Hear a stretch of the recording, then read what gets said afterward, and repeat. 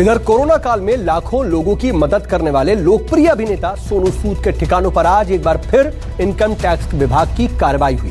सियासी गलियारों में ऐसी चर्चाएं भी हैं कि उन्हें दरअसल केजरीवाल से हाथ मिलाना महंगा पड़ गया है। बुधवार को अभिनेता सोनू सूद के ठिकानों पर 20 घंटे तक छापेमारी करने वाली आयकर विभाग की टीम ने गुरुवार को एक बार फिर उनके ठिकानों पर दस्तक दे दी।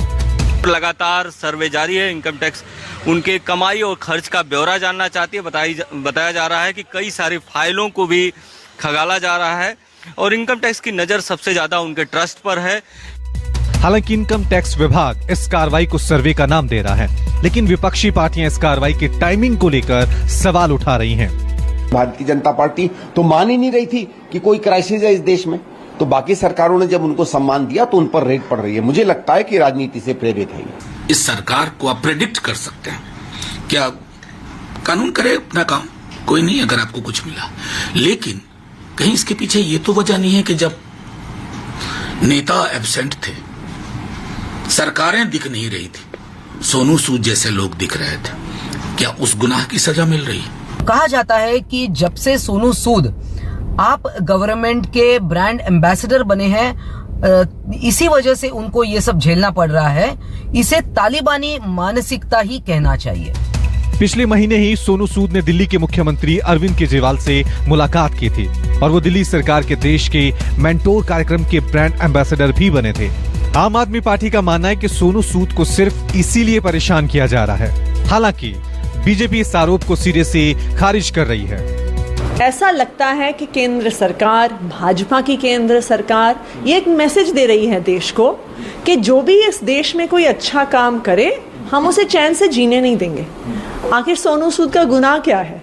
क्या सोनू सूद का गुनाह है कि वो लोगों की मदद करते हैं? जो लोग भी इंसानियत की बात करेंगे, जो लोग भी न्याय की बात करेंगे, जो भी कमजोर के हक और अधिकार की आवाज उठाएंगे, ऐसे लोगों को ये केंद्र की सरकार या तो उनके यहाँ छापे डालती है या उनके खिलाफ झूठे रासुका में मुकदमे दर्ज कर देती है, उनको जेल में डाल देती है। मैं समझ रहा हूँ कि जो इस तरीके की जांच हो रही है वो ठीक है, उसमें घबराने की क्या जरूरत है। अगर टैक्स चोरी नहीं की है तो कोई प्रॉब्लम होनी नहीं चाहिए। इससे पहले दिल्ली के मुख्यमंत्री अरविंद केजरीवाल ने भी सोनू सूद के खिलाफ हो रही कार्रवाई पर नाराजगी का इजहार किया था। केजरीवाल ने ट्वीट किया, सच्चाई के रास्ते पे लाखों मुश्किलें आती हैं, लेकिन जीत हमेशा सच्चाई की ही होती है। सोनू सूद जी के साथ भारत के उन लाखों परिवारों की दुआएं हैं जिन्हें मुश्किल घड़ी में सोनू जी का साथ मिला था। आम आदमी पार्टी का कहना है कि सोनू सूद ने कोरोना काल में दिन रात एक कर लाखों लोगों की मदद की है, लेकिन पूरा देश जिसे मसीहा कहता है, मोदी सरकार उसे परेशान कर रही है।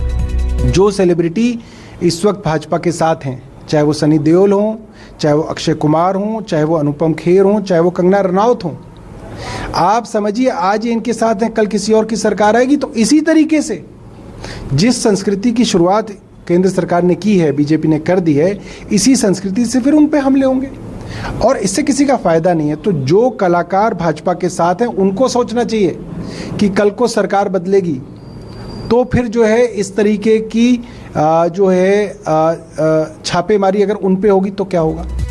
आम आदमी पार्टी का कहना है कि देश में जिन्हें सम्मानित किया जाना चाहिए, मोदी सरकार उन पर छापे मरवा रही है, उन्हें अपमानित कर रही है।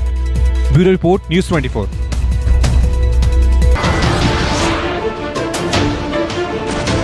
नमस्कार, मैं हूं मानक गुप्ता।